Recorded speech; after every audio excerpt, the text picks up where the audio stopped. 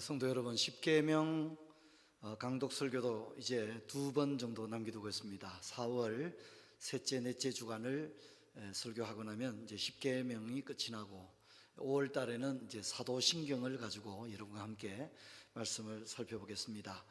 이번에 십계명을 살펴보는 가운데 십계명의 말씀이 참 대단하구나.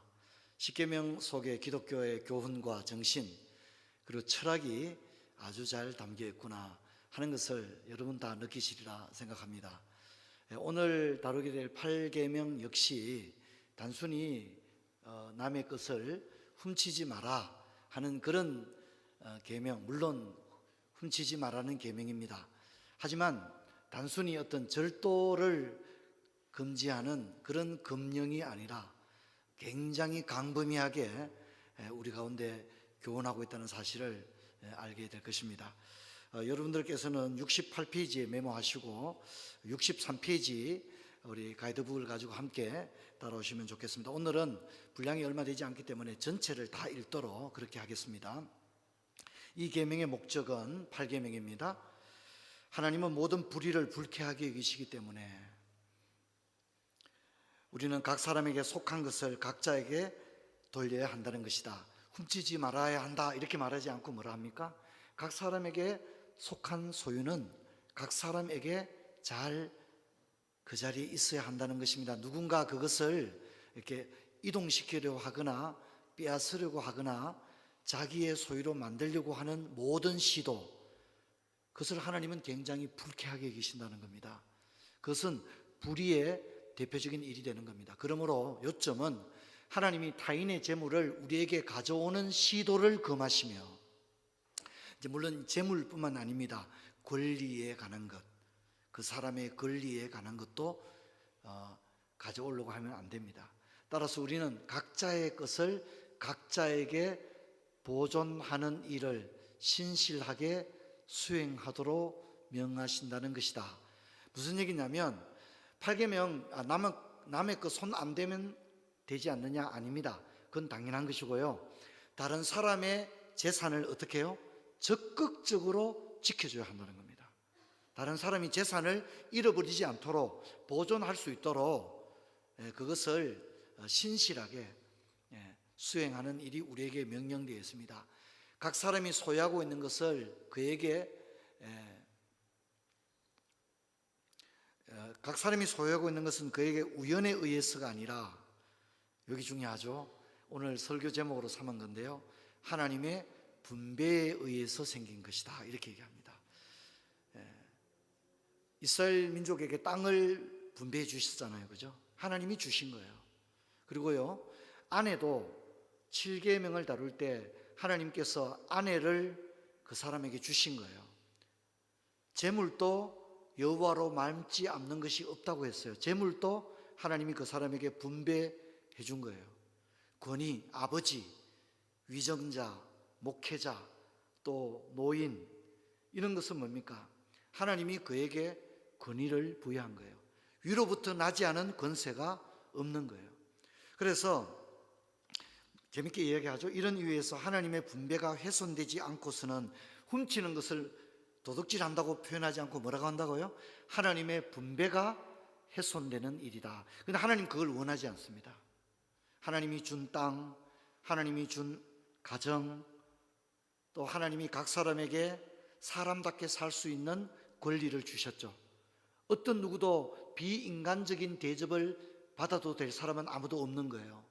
모든 사람은 사람답게 살 수 있는 권리가 있는 거예요. 그 권리를 내가 빼앗아 와서는 안 된다는 거죠. 그래서 지난번 그 6계명을 할 때 사람을 살인하는 것을 뭐라고 표현했죠? 하나님의 형상을 손상시키는 일이다 그렇게 설명했죠. 근데 이게 도둑질을 하지 말라는 건 뭐라고 표현한다고요? 하나님의 분배를 훼손하는 일이다. 그래서 도둑질하는 일은 단순히 남의 것을 절도하는 정도가 아니라 하나님에 대한 도전인 것입니다. 하나님에 대하여 싸우는 일이 되는 것이고, 하나님은 이것을 어떻게 해요? 불쾌하게 여기신다 그렇게 얘기합니다. 나봇이라는 사람이 아주 가난했지 않습니까? 근데 가난한 나봇의 포도원을 어떻게 해요? 빼앗아 오잖아요. 근데 하나님은 그걸 절대 용납하지 않는 거예요. 그 작은 일 하나 때문에 무너지는 거예요. 다윗이 자신의 부하 우리아의 아내를 손을 대지 않습니까? 하나님은 절대 그냥 넘어가지를 않습니다. 하나님은 이것을 불쾌하게 여기신다는 겁니다. 하나님이 우리아에게 밧세바를 준 거예요. 한 남자가 부모를 떠나 아내와 합하여 한 몸이 되라고 하는 것은 하나님이 만드신 것이고, 어쩌다가 우연히 만나 결혼하는 게 아니라 하나님께서 아내를 그 사람에게 준 것입니다. 정리를 해보면 하나님의 성품은 모든 불의를 불쾌하게 여기시는 것이고, 각 사람의 소유는 보존되어야 한다. 이 소유라는 개념 속에는 권리도 있습니다. 각 사람의 소유는 하나님께서 분배해 주신 것이다. 도둑질은 하나님의 분배를 훼손합니다. 그래서 보증을 써서는 안 되는 이유가 두 번째에 있는 겁니다. 각 사람이 가지고 있는 땅이나 집은 내가 열심히 적금 부어서 청약 통장해서 내가 마련한 것이지만, 신앙적인 의미에서는 하나님이 그에게 준 거예요. 그렇죠? 그래서 사실은 내게 아닌 거예요. 하나님의 소유예요. 그렇기 때문에 그것을 마치 내 것인 것처럼 보증을 서는 행위는 그것을 진짜 자기 거로 그렇게 행동하는 일이기 때문에, 여러분, 우리는 하나님이 아닙니다. 다른 사람의 가난을 해결할 수는 없어요. 도울 수는 있지만 우리가 하나님의 위치에 있어서는 안 된다는 것을 언제나 잊어서는 안 됩니다. 여기에 기독교의 물질관, 소유관, 경제관이 나오고 있습니다. 여러분, 이제 8계명을 단순히 윤리적, 도덕적 차원이 아닌 하나님의 질서의 차원에서 이해를 해야 되는데 63페이지 조금 더 읽도록 하겠습니다. 여기에 보면 번호를 여러분들 넘버링을 하면서 따라오면 좋겠습니다. 그런데 도둑질에도 여러 가지 종류가 있다. 네 가지를 이야기합니다. 첫째는, 하나는 폭력으로 이루어지는, 억지로 내지는 거의 강도짓으로 타인의 재물을 훔치고 빼앗는, 굉장히 강제적으로 훔치고 빼앗고 폭력을 가해서 물건을 갈취하는 것, 그게 첫 번째 도둑질입니다. 두 번째는, 이것은 사기나 간교함으로 이루어지는, 교활하게 이웃을 기만하고 속이는 것, 그래서 남의 것을 훔치는 것인데, 훔친다고 하지 않고 뭐라고 합니까? 그렇게 해서 그 결과로 다른 사람이 가난하게 되는 것을 하나님은 주목하고 있다는 겁니다. 이해하시겠죠? 그것을 주목하고 있다는 것입니다. 그래서 이제 거래 관계에 있어서 너무 높은 임대료를 책정하는 것도 8계명에 위반되는 것입니다. 지나친 고리대금을, 이자를 적용하는 것도 8계명에 위반되는 겁니다. 왜죠? 그를 가난하게 한다는 것입니다. 상식적이고 통념적이어야 한다는 겁니다. 어떤 거래 조건이, 가령 이제 납품 단가를, 회사를 망할 정도로 납품 단가를 매기고 납품을 하고 난 다음에 그 회사가 망해버리는 거예요. 8계명을 어기는 것입니다. 그를 가난하게 만들어서는 안 된다는 것. 할렐루야. 잘 기억하셔야 됩니다. 가난하게 만들어서는 안 된다는 거죠. 영업활동을 전혀 할 수 없는데 계약관계니까 임대료를 받아야 되지만, 우리는 거기서 끝나는 게 아닙니다. 나는 법대로 했다고 해서 8계명을 지킨 건 아닙니다.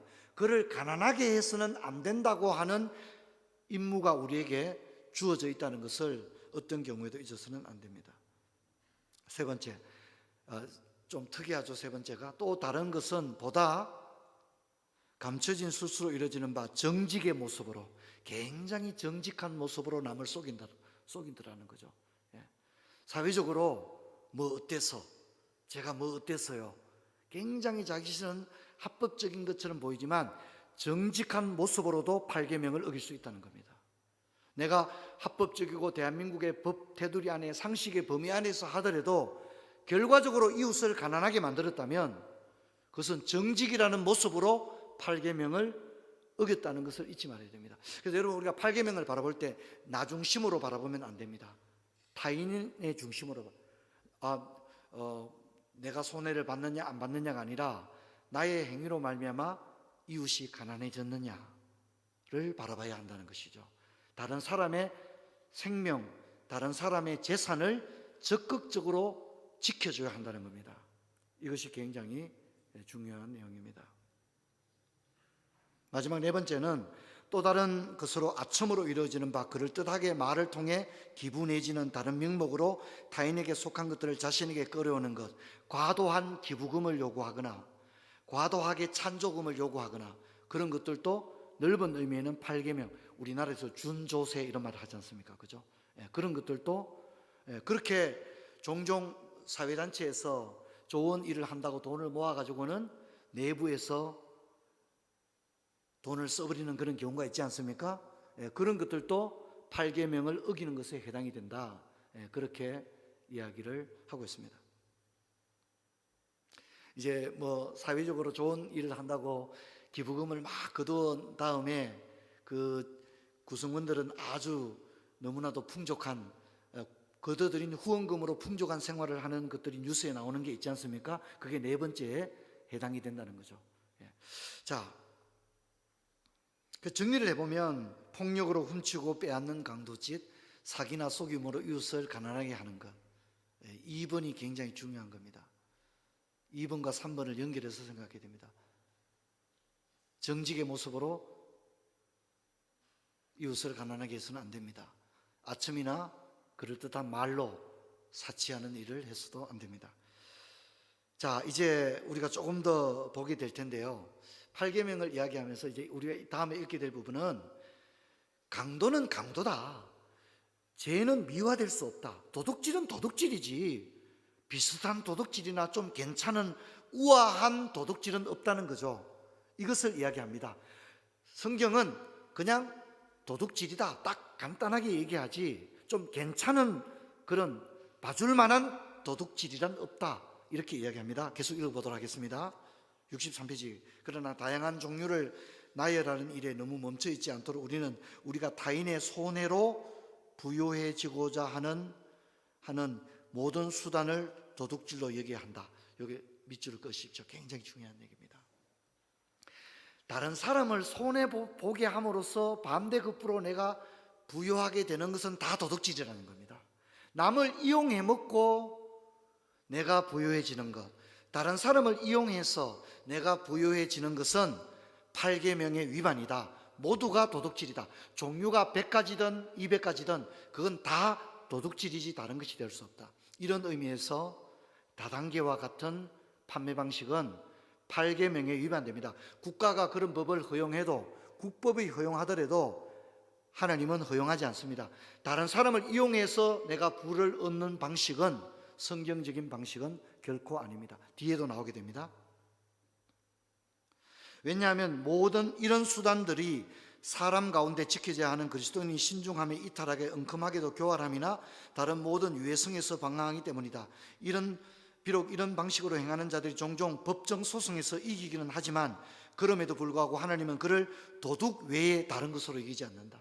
법정 소송에서 무죄로 선고되더라도 성경은 도둑이라고 말한다는 겁니다. 그래서 여러분들께서 이것을 꼭 기억해야 됩니다. 경제와 관련되지 않은 사람이 아무도 없죠. 국가 법으로 위반되지 않더라도 다른 사람을 손해를 끼치고 다른 사람을 가난하게 하고 내가 부유하게 된다든가 다른 사람의 땀과 노력으로 내가 부유해지게 되는 모든 수단과 시도는 8계명의 위반이라고 이야기를 합니다. 자, 64페이지입니다. 하나님은 교활한 자들의 순진한 사람들을 그들의 올가미로 뒤집어 씌우기 위해 미리 만들어 놓은 함정을 여기 밑줄 그으십시오. 보고 계시며, 하나님은 이것을 굉장히 불쾌하게 생각하기 때문에 어떤 사기를 치기 위해서 올가미를 탁 만들고 함정을 만들어 놓고 사람들이 거기에 빠져들기를 기다리고 하는 것을 하나님은 보고 계신다는 겁니다. 매우 높은 자들이 매우 낮은 자들을 짓밟기 위해 그들에게 행하는 가혹한 수탈을 또 밑줄 그으십시오. 뭐라고요? 보고 계시며 라고 얘기합니다. 근로자들에게 적절한 대우를 해줘야 합니다. 그들이 적절하게 일할 수 있는 근무 환경을 만들어줘야 합니다. 누군가를 속이기 위해 그들에게 달콤한 말을 하는 사람들이 사용하는 아첨이 얼마나 악독한 것인지를 밑줄 그으십시오. 알고 계시며, 하나님은요 이 부분에 대해서 철저할 정도로 보고 계신다는 겁니다. 말, 행동, 이걸 보고 계신다는 겁니다. 이런 것들은 사람들의 인식으로 결코 돌아오지 않는다. 자, 이제부터가 중요합니다. 이제부터 또 다른 영역으로 들어가는데요. 단순히 물건 훔치는 정도가 아니라 직무를 게을리하는 것도 8계명을 어기는 것이라고 얘기하는데, 이게 굉장히 중요한 내용입니다. 그래서 이것을 6가지 정도로 나누었는데 여러분들께서 번호를 일일이 체크하면서 같이 이렇게 따라오면 좋겠습니다. 게다가 이 계명의 위반은 누군가의 금전이나 상품이나 소유물뿐만 아니라 그의 권리에 대해 손해를 끼치는 경우에도 이루어진다라고 말합니다. 남의 물건을 훔치는 것뿐만 아니라 그 사람의 권리를 빼앗는 것도 8계명을 어기는 것이다 라고 얘기하는데요. 자, 1번, 만일 어떤 징세관이나 소작인이나 임차인이 자기 주인의 재산을 돌보는 대신 자기를 부양하는 이의 재산을 정직시키는 일에 관심을 갖지 않으면서 게으르게 산다면 이것이 8계명을 어기는 것입니다.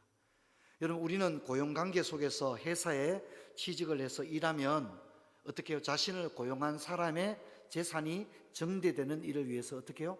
부지런히 일해야 된다는 겁니다. 근데 만일 게으른다면, 태만하다면, 직무를 게을리한다면 그건 뭐라고요?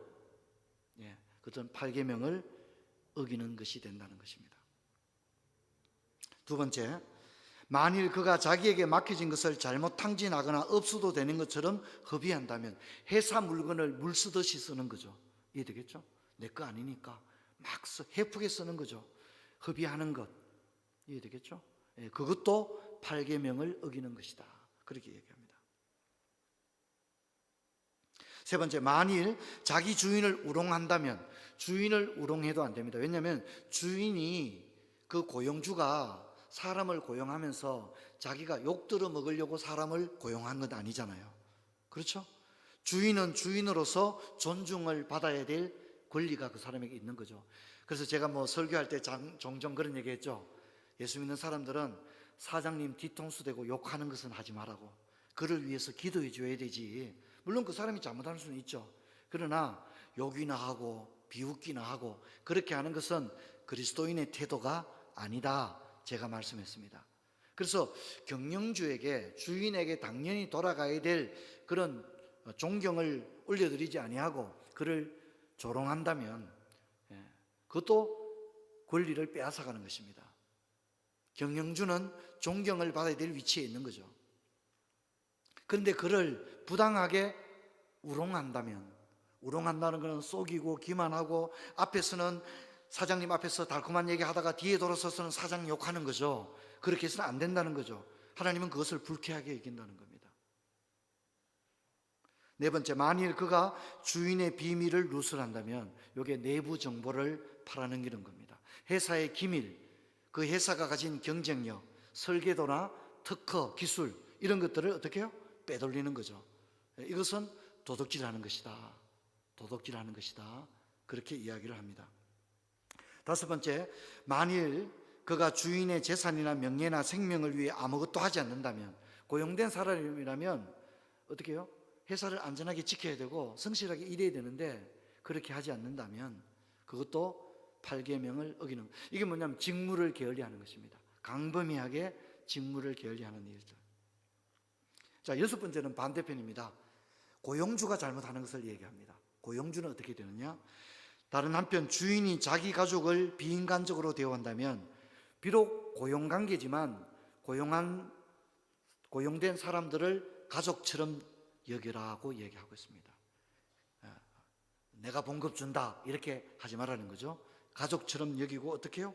비인간적으로 대우해서는 안 된다는 겁니다. 그 사람이 분명히 고용관계에 있는 건 사실이지만 사람으로서 사람답게 대접을 받아야 될 권리가 그 사람에게 있기 때문에, 비록 고용할 사람이 그를 함부로 막 비인격적으로 대한다, 그건 그 사람의 고유한 권리를, 인간의 존엄이라는 권리를 빼앗아가 버리게 되는 것입니다. 그것은 8계명을 위반하는 것이다, 그렇게 얘기합니다. 이것은 하나님 앞에서 도둑질이다 하고 분명히 얘기합니다. 왜냐하면 타인에 대해서 자신의 소명이 미칠 것이요, 참 중요한 얘기입니다. 여기서 직업 소명설이 나오는 겁니다. 자신의 어떤 사회에서의 어떤 커리어, 이것을 돈벌이 수단이 아니라 하나님의 소명의 차원으로 이해하라는 거죠. 그래서 자신의 소명이 맡은 의무를 이행하지 않는 사람은 타인에게 속한 것을 돌려주지 않는 것이기 때문이다, 이렇게 이야기합니다. 그래서 십계명 속에는 하나님의 십계명은요, 단순히 사람 대 사람과의 관계, 사람을 죽이지 마라, 남의 것을 훔치지 마라, 사람 대 사람의 관계가 아니라 언제나 출발점은 누구로부터 시작하죠? 하나님으로부터 출발하는 거예요. 왜냐하면 그것은 하나님이 분배한 것이다. 사람을 죽이지 마라. 왜냐하면 그 사람은 하나님의 형상으로 지음받은 사람이기 때문이다. 권위자들에 대해서 존경해야 된다. 왜냐? 그 권위는 하나님으로부터 왔기 때문이다 라고 이야기하는 거죠. 집에 있는 하인이나 심지어 짐승들도 안식일에는 쉬게 하라고 그랬지 않습니까? 왜 그렇죠? 하나님이 지었기 때문입니다. 하나님이 짓고 그들에게 안식이라고 하는 쉴 수 있는 원리를 주었기 때문에 그들에게 쉬게 하라, 그렇게 이야기를 하는 것입니다. 그래서 여러분, 우리는 직무를 게을리하는 것이 죄라는 사실을 꼭 기억하고, 직무를 게을리하는 것이 바로 8계명을 위반하는, 훔치는 것이 된다는 것을 잊지를 말아야 됩니다. 이제 64페이지 조금 더 읽어볼 텐데, 자, 이것을 좀 더 구체적으로 어떻게 해야 하는 것과 또 어떻게 하지 않아야 하는 것을 이야기하는데, 이제 한 5가지 정도 하지 말아야 될 것을 한번 살펴보도록 하겠습니다. 굉장히 구체적이기 때문에 이렇게 넘버링을 하면서 따라합시다. 그러므로 우리가 이 계명에 순종하는 것은 다음과 같은 경우다. 1. 우리가 우리의 조건에 만족하면서, 이 조건이라는 것은 근무 조건, 급여 조건 이런 겁니다. 만족하면서 정직하고 적법한 것 외에 무슨 이득을 얻으려고 애쓰지 않는 경우, 이건 뭐냐면 자족하는 삶을 살아라는 겁니다. 자족하는 삶을 살아라는 겁니다. 자신의 신분과 위치에 걸맞지 않게 과도한 수입을 얻으려고 하는 욕망을 가지지 말라는 겁니다. 그래서 자신에게 주어진 조건에 자족할 줄 알아야 한다. 자족하는 것, 이렇게 하라고 말합니다. 2번째, 우리가 우리 이웃에 대해 손해를 끼침으로써 부자가 되려는 욕망을 갖지 말아야 한다, 이렇게 얘기합니다. 다른 사람을 골탕 먹이고 그 사람은 망하고 회사 문 닫고 그리고 나는 부자가 되는 것, 그렇게 하지 말아야 한다는 겁니다. 그런 욕망을 갖지 마라. 그래서 구체적으로는 일확천금을 노리거나 타인을 이용하려고 하는 어떤 시도도 하지 말라는 겁니다. 사람을 이용해 먹고 돈을 벌려고 하지 말라는 겁니다. 여러분, 이것을 금하고 있습니다. 그런 욕망을 갖지 마라. 그런 욕망과 시도 자체를 하지 마라. 우리 한번 따라합시다. 사람은 사랑의 대상이다. 이용해 먹는 대상이 아니라는 겁니다. 사람을 어떤 경제적인 수단의 도구로 바라보는 것 자체가 8계명에 어긋나는 것이라는 것을 잊지 말아야 합니다. 사람을 이용하려고 하는, 이용해 먹으려고 하는 것 자체가 잘못된 행위인 것입니다. 3번째, 우리가 이웃의 재물을 우리에게 가져오기 위해 그를 파괴하는 일을 꾸미지 않는 경우. 그러니까 이제 다른 사람의 재산을 나에게 가져오기 위해서 온갖 수단과 방법을 가리지 않는 그런 것들. 이 뭐냐면 다른 사람의 소유는 그에게 보존되어야 합니다. 다른 사람의 것은 눈도 돌리지 말아야 됩니다. 하나님이 그 사람에게 준 거니까. 아멘. 꼭 기억해야 합니다. 4번째, 우리가 타인의 땀과 피를 통해 부를 모으려고 노력하지 않는, 그러니까 이제 이런 게 봐도 다단계 방식이 잘못됐다는 것입니다.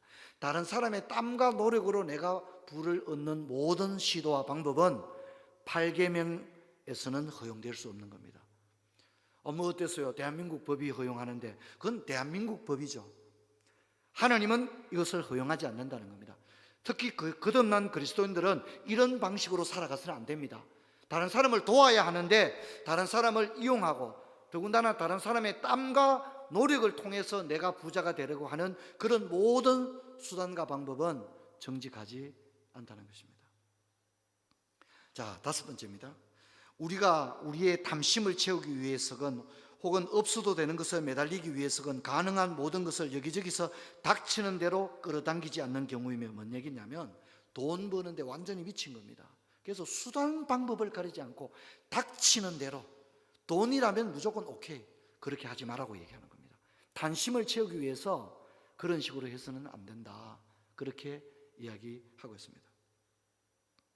성경 어디에도 우리가 부자가 되라고 명령한 적은 없어요. 그렇죠? 예. 자, 이제 좀 더 살펴볼 텐데 이번에는 해야 되는 거예요. 이번에는 하지 말아야 되는 게 아니라 내가 해야 되는 것, 어떻게 해야 되느냐를 이야기하는데 4가지입니다. 이게 중요한 것 같아요. 자, 반대로 우리가 우리의 조언으로 물질로든 그의 것을 보존하기 위해 할 수 있는 한 각 사람을 돕는다는 목적을 항상 가지고 있는 경우도 무슨 얘기냐면 말을 해주라는 겁니다. 선생님, 그러면 선생님한테 큰 손해가 됩니다라고 고지해 줘야 된다는 겁니다. 선생님, 그러면 선생님의 재산을 잃을 수도 있습니다 라고 이야기해 주라는 겁니다. 자, 어떤 집 농장에 울타리가 파괴되어서 소들이 그냥 막 달아나고 있습니다. 그러면 어떻게 해요? 말해 주라는 겁니다. 지나가다가 선생님, 그 창문이 떨어져서 바람에 위태로운데 혹시 그 사고가 날지도 모르겠습니다. 간판이 지난번 바람이 불 때 보니까 심하게 흔들리던데 떨어지면 사고가 날 수 있을 것 같습니다 라고 이야기를 해줘야 한다는 겁니다. 이해되겠죠? 조언을 해주라는 거죠. 그 사람이 재산을 탕진하지 않도록, 잃어버리지 않도록, 사기를 당하지 않도록 말로든 어떤 말을 통해서는 조언을 해주라는 겁니다. 지켜주라는 거죠. 이렇게 이야기합니다. 두 번째, 우리가 악인과 사기꾼들에 대해서 해야 할 일이 생길 때 같은 악의로 그들과 싸우기보다는 오히려 우리의 것을 포기할 준비가 된 경우다. 아마 이번은 그 고개를 좀 가동할 수 있습니다. 무슨 얘기냐면 소송 관계를 얘기하거든요. 내가 손해를 봤습니다. 사기꾼에게 손해를 봤습니다. 악인에게 손해를 봤습니다. 그래서 그 사람과 어떻게 해요? 뭔가를 해야 될 일이 생길 경우 똑같은 방식으로 같은 악의로 눈에는 이, 이에는 이, 난 똑같이 갚아줄 거다. 같은 악의로 그들과 싸우기보다는 우리의 것을 포기하는 것이 낫다고 이야기합니다. 이제 우리 현대인들은 자신의 소유를 지키는 것이 너무 정당한 시대를 살아가기 때문에 소송이든 무슨 중재를 요청하든 어떤 방식으로 통해서 또 국가에는 개인의 권리를 보호하기 위해 만들어 놓은 기관들이 굉장히 많고 지금은 그런 방법들이 굉장히 발전되어 있지 않습니까? 그래서 진짜 사기꾼이나 나를 아주 함정에 빠뜨린 어떤 사람과 소송관계라든가 이런 것들이 우리에게 있을 수가 있습니다. 그런데 기독교 강요를 전체적으로 읽어보면 기독교 강요는 우리가 원하는 방식으로 얘기하지는 않습니다. 가능하면 차라리 포기하는 게 낫다. 소송을 통해서 재산은 지킬 수 있을지 모르지만 너는 또 다른 것을 많이 잃어버리게 될 것이다. 그러므로 하나님의 진노하심에 맡기라고 이야기를 하고 있습니다.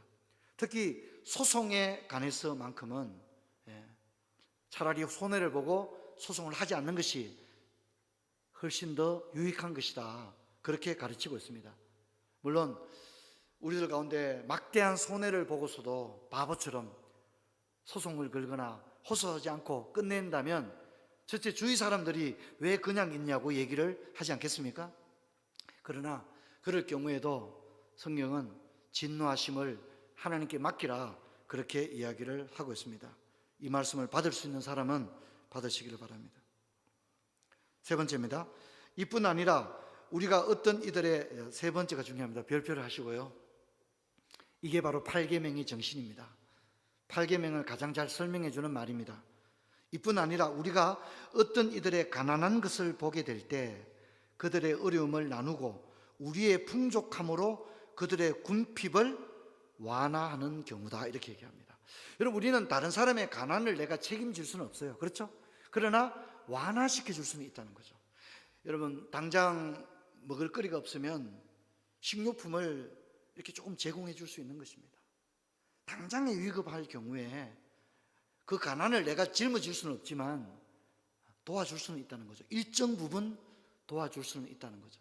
이런 것을 이야기합니다. 이것이 8계명의 정신이죠. 왜냐하면 나는 남의 거 훔치지 않았습니다. 여전히 8계명이 아닙니다. 왜냐하면 8계명은 뭐죠? 내 이웃을 내 몸처럼 사랑해야만이 8계명이 되는 것이거든요. 그래서 이웃이 가난하면 나의 풍족함으로 그의 가난을 해결을 하지는 못한다 할지라도 완화하는 노력을 내가 해야 한다. 이것이 8계명의 정신입니다. 끝으로 각 사람은 자기가 어떤 점에서 타인을 향한 자기의 직무의 의무를 가지고 있는지를 살펴서 그것을 충실하게 이행을 해야 된다. 내 직무가 무엇인지를 잘 알아야 한다는 겁니다. 부모는 뭘 해야 되고, 젊은이는 어떻게 해야 되고, 회사에서 과장은 어떤 일을 해야 되고, 회사에서 임원은 그 회사를 위해서 어떤 일을 해야 되고, 목회자는 어떤 일을 해야 되고, 성도들은 교회를 위해서 어떤 직무를 가지고 있고, 이것을 잘 알아야 8계명을 지킬 수 있다 이야기를 합니다. 자, 그래서 이제 65페이지부터 이제 읽게 되는 부분은 직무와 관련된 것들을 다루게 될 것입니다. 쭉 한번 보도록 하겠습니다. 이런 이유로 말미암아 백성은, 여기 백성은 시민입니다. 시민들은 어떻게 되느냐? 통치자들에게 공경을 표하되 그들에게 선한 마음으로 복종하고 그들의 법과 명령을 따르며 하나님을 거스리는 일이 아니라면 그가 할 수 있는 것은 어떤 것도 거절하지 말아야 한다. 한편 통치자들은 위정자, 국가 지도자들을 말합니다. 공무원들을 말합니다. 최고의 재판관이신 하나님에 대한 자신들의 직무를 숙고함으로써 그들의 백성을 다스리고 도처에서 평화를 보존하며 선한 자들을 보호하고 악한 자들을 벌하는 데 관심과 배려를 가져야 한다. 다음은 목회자들 이야기합니다.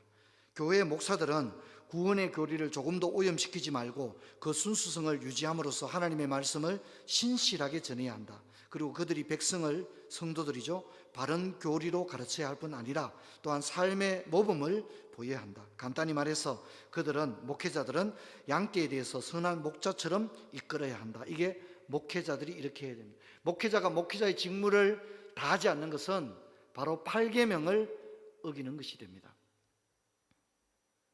한편 백성은 성도들을 말합니다. 그들은 하나님의 사자와 사도로 받아들여서 그들에게 우리 주님이 부여한 영예를 돌리고 그들에게 생활비를 제공해 주어야 한다. 그렇게 얘기합니다. 자, 그다음 부모입니다. 부모는 자기 자녀를 하나님이 그들에게 맡긴 것처럼 먹이고 가르치고 다스려야 하며 자녀들은 용기를 잃을 정도로 너무 엄격하게 하지 말고 오히려 자녀들의 인격에 합당하게 온유함과 감대함으로 부양해야 된다. 이는 상대적으로 자녀들이 부모를 존경하고 순종해야 한다고 기록된 것과 마찬가지다. 자, 그 다음에 이제 젊은이를 이야기합니다. 젊은이는 노인을 공경해야 하는 바, 그 다음 밑줄 끄십시오. 참 재미있는 표현이 나옵니다. 이는 주님이 그런 나이가 명예롭기를 원하셨기 때문이다. 이렇게 얘기합니다. 노인들은 명예로워야 한다. 주님이 그걸 원한다는 거죠.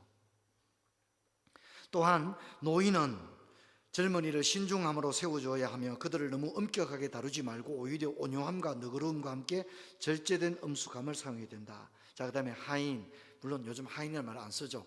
고용된 사람들이죠. 고용된 사람들은 주인에게 친절하고 그들의 환심을 사기 위해 부지런해야 하는데 단지 눈에 보이기 위해서가 아니라 하나님을 섬기는 것처럼, 이게 뭡니까? 청지기 자세죠. 청지기적 자세. 그렇게 해야 한다. 66페이지입니다. 그리고 주인도, 고용인은 또한 자기의 하인을 너무 힘들게 하거나 까다롭게 대하지 말아야 한다. 그들을 지나친 엄격함으로 억압하거나 멸시하며 다루지 말고 오히려 그들을 뭐라고 말합니까? 형제로 인정하라. 앞에서는 자기 가족이라고 그랬죠. 형제로 인정하라. 그렇게 얘기합니다. 하나님을 섬기는 일에 동료로 여김으로 그들을 인간적으로 대우해 주어야 한다. 자신이 고용했고 봉급 준다고 해서 함부로 대해도 될 사람은 아무도 없다는 겁니다.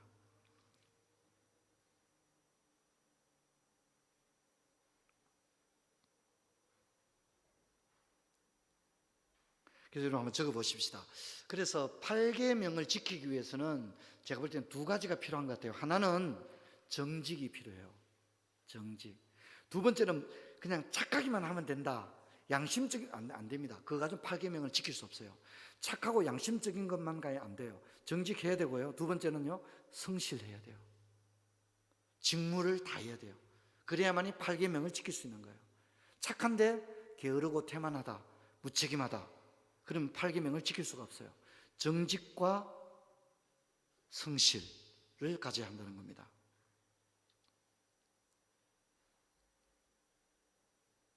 자, 이제 마지막 66페이지 마지막 단락입니다. 그러므로 이런 식으로 각 사람은 그가 자기 이웃에게 해야 하는 것에 염두를 두고, 자기 이웃에게 해야 되는 게 뭐죠? 적극적으로 그 사람의 재산과 권리를 지켜주라는 겁니다. 이해겠죠? 그게 우리의 의무입니다. 내 이웃을 내 몸처럼 사랑하라는 겁니다. 자신의 지위와 신분에 따라 이웃에게 해야 하는 것을 그에게 돌려줘야 한다. 나아가 우리의 기억을 언제나 우리의 입법자에게 맞춰서 이 계명의 몸뿐 아니라 영혼에게 적용된다는 걸 잊지 말되, 각 사람이 자신의 의지를 모든 사람의 복지와 유익을 보호하고 발전시키기 위해 노력해야 한다는 것이다. 무슨 얘기냐면 우리 모두는 다른 사람의 복지를 위해서, 복지의 정진을 위해서 노력을 해야 된다는 겁니다. 굉장히 중요한 이야기입니다. 자기밖에 모르고 자기 재산을 지키고 자기 이익을 위해서 막 그렇게 하면서 다른 사람은 가난하든 망하든 내버려 두는 것, 그건 8계명을 지킨 게 아닙니다. 그래서 내 이웃을 내 몸처럼 사랑한 게 아니라는 거죠. 자, 이제 우리가 좀 메모해야 됩니다. 웨스트민스터 대의문답 141문과 142문에 나오는 구체적인 금령들인데 이건 써야 됩니다. 여러분 메모하시기 바랍니다. 지금 불필요한 소송을 일삼는 것, 보증서는 일 제가 설명했죠. 절도와 강도, 인신매매,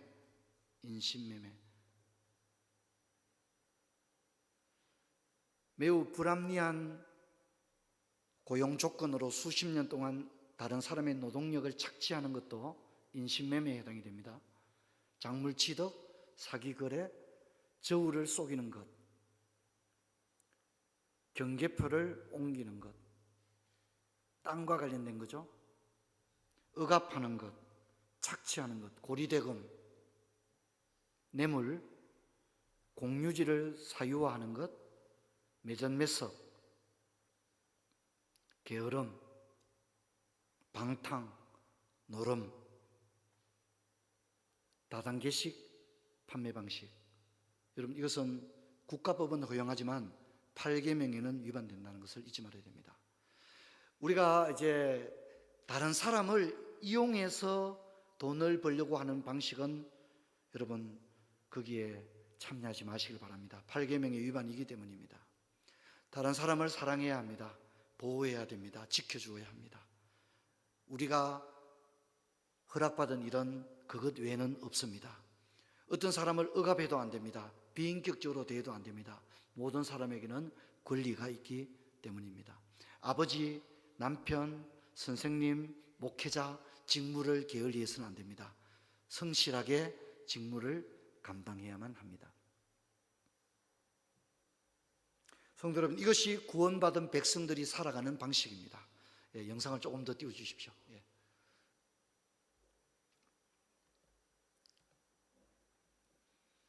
매우 구체적으로 우리에게 가르치고 있습니다. 그러므로 우리는 8계명을 단순히 절도죄를 방지하는 수준으로 받지 마시고 하나님이 각 사람에게 주신 재산과 명예와 권리를 신실하게 보존하고 다른 사람의 복지와 유익을 보호하고 발전시켜 나가야 할 것입니다. 여러분 수하에 있는 사람을 동료와 가족으로 대하시기를 축원합니다. 그들을 인격적으로 대해 주어야 합니다.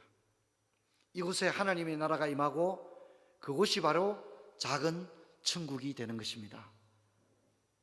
여러분 어떤 힘을 가진 위치에 있다면 여러분 회사나 사무실을 지옥으로 만들지 말기를 바랍니다. 여러분의 회사나 사무실을 우리는 얼마든지 천국으로 만들 수가 있다는 것을 기억하시고 우리의 작은 노력을 나누어 나간다면 이 땅은 하나님의 사랑으로 넘쳐날 줄로 믿습니다. 참으로 어려운 말씀을 오늘 공부를 했습니다. 하지만 이것을 실천하도록 이 말씀을 몇 번이고 더 읽고 자녀들과도 함께 나눌 수 있기를 바랍니다. 기도하겠습니다. 아버지 감사합니다. 오늘 8계명을 살펴봤습니다. 아버지 자본주의가 고도화된 우리 시대 가운데서 8계명대로 살아간다는 것이 참 어렵습니다. 하지만 이 말씀의 의미를 바르게 깨닫고 할 수 있는 한 하나님께서 지켜보고 계시기 때문에 하나님 앞에 부끄럽지 않는 그런 사회생활, 경제생활 할 수 있는 저희들 되게 하여 주옵소서. 주 예수 그리스도 이름으로 기도하옵나이다. 아멘.